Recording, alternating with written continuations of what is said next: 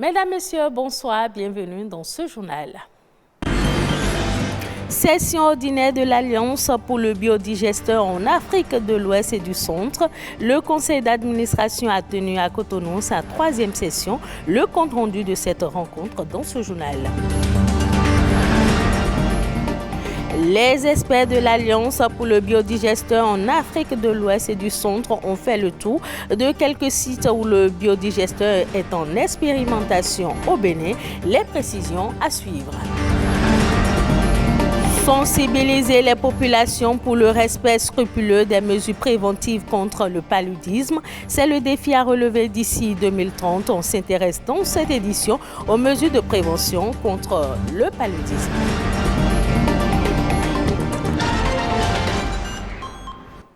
Bienvenue dans cette édition. On ouvre ce journal par le secteur de l'énergie et on s'intéresse au biodigesteur. C'est une solution technique de valorisation des déchets organiques utilisés pour produire un gaz combustible et un fertilisant.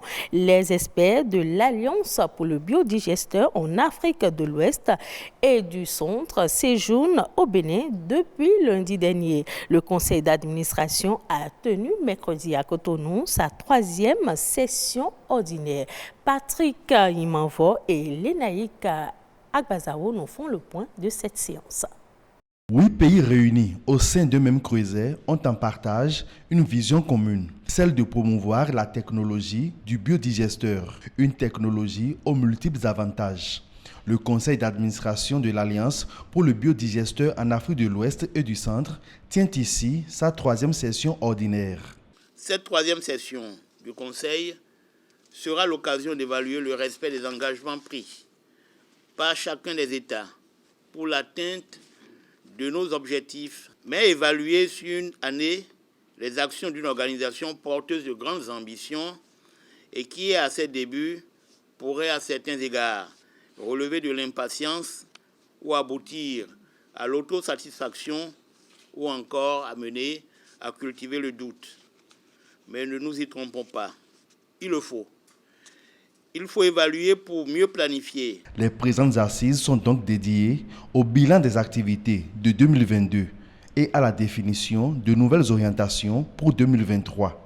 Œuvrons ensemble à accélérer la mise à l'échelle de la technologie de biodigesteur pour permettre à nos populations et à nos États de capter tous les avantages et bénéfices découlant de son utilisation en termes de revenus, d'amélioration de la productivité, de création d'emplois et de financement climatique, etc.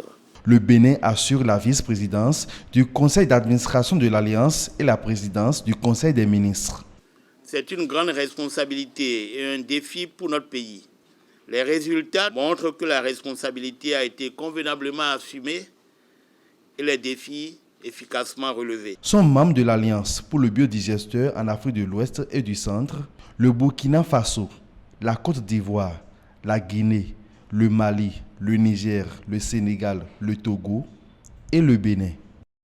On reste dans le secteur de l'énergie. Les experts de l'Alliance pour le biodigesteur en Afrique de l'Ouest et du Centre qui séjournent à Cotonou en ont profité pour faire le tour de quelques sites où le biodigesteur est en expérimentation, que ce soit à but domestique ou industriel. De Cotonou à Alada en passant par Bomekalavi, et c'est, vous allez le voir, ils ont été séduits par l'expérience béninoise. On retrouve Patrick Nimanvo et Lénaïk Agbazao. C'est ma qualité de vie qui a augmenté. Une technologie domestiquée qui fait la joie de Dame Bernadette Toko, ici à Kassato, commune d'Abomey-Calavi.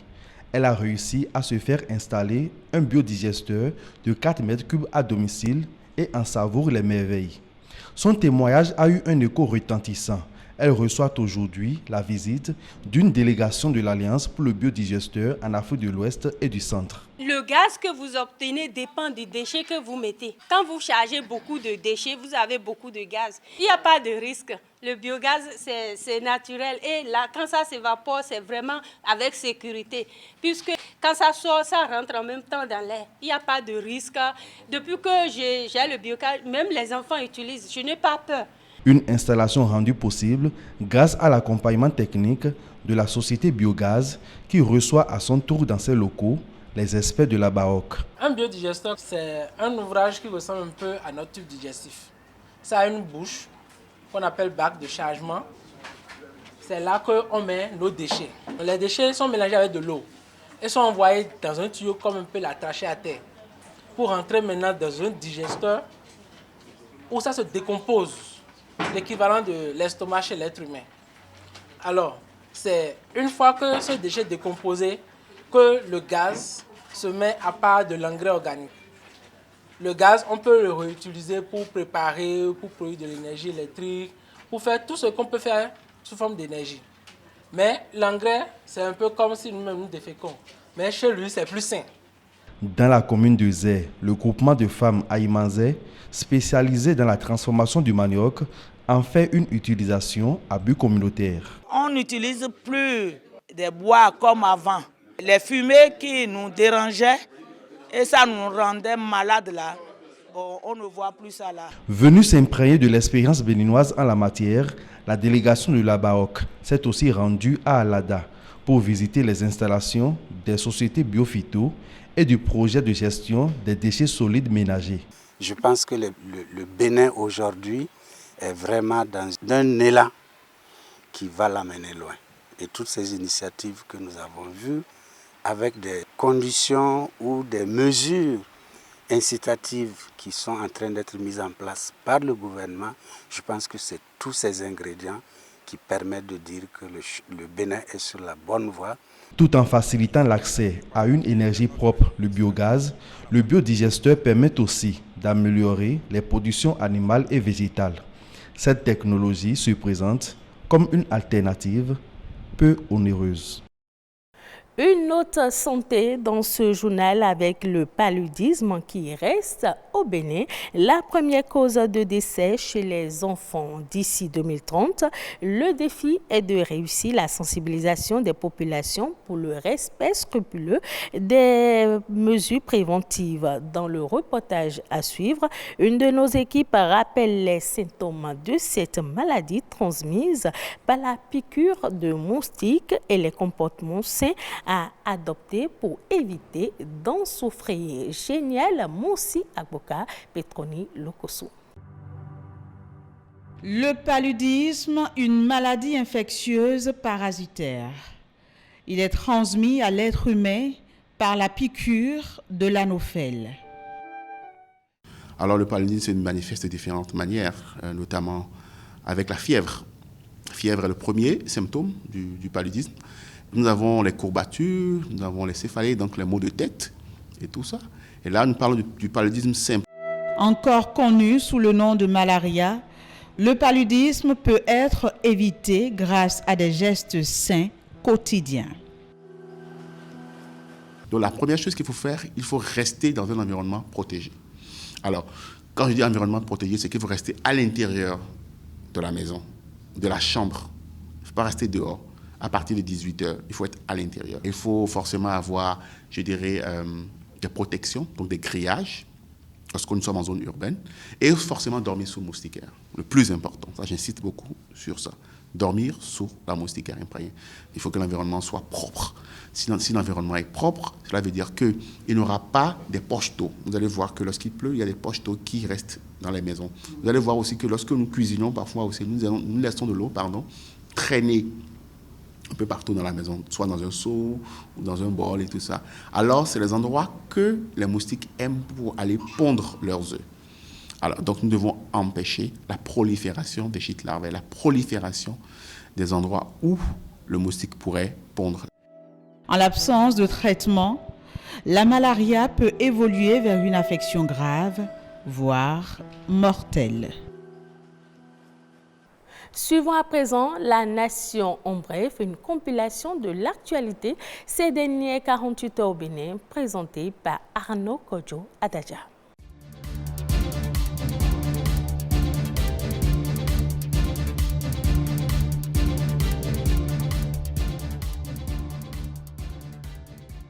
Bonne nouvelle pour les travailleurs de métier de la commune d'Abomey-Calavi.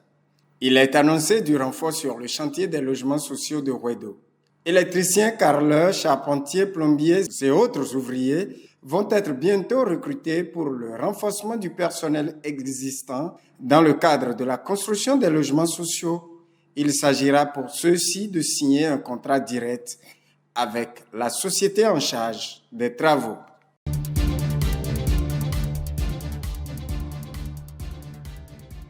Séance de travail avec les fournisseurs d'accès à Internet, le Bénin œuvre pour offrir de meilleurs services à la population.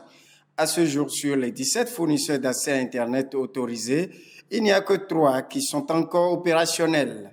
En termes de défis d'impact depuis le début des réformes dans le numérique, le Bénin n'est pas encore satisfait et le ministère de tutelle cherche actuellement à connaître les difficultés individuelles de chaque fournisseur en termes de qualité des offres, des barrières à l'installation et des facilités de demande du client. Selon le directeur de l'autorité de régulation des communications électroniques et des postes, il y a forcément des problèmes liés à la fourniture et à l'accès à l'Internet auxquels il faut remédier pour un meilleur accompagnement des fournisseurs par l'État. D'ores et déjà, des voix s'élèvent au sein des fournisseurs pour remercier la démarche. Cela permettra de mieux appréhender les problèmes pour impacter agréablement le secteur, ont-ils déclaré.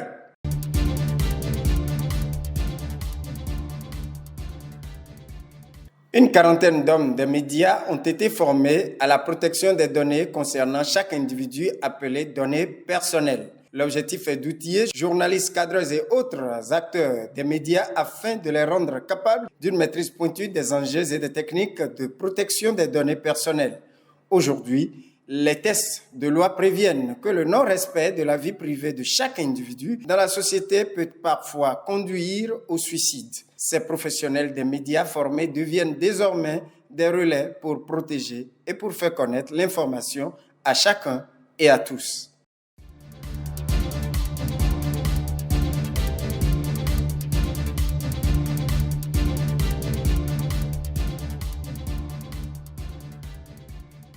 Hors du Bénin, les Berbères, premiers habitants d'Afrique du Nord, sont encore très présents en Libye, en Algérie et au Maroc.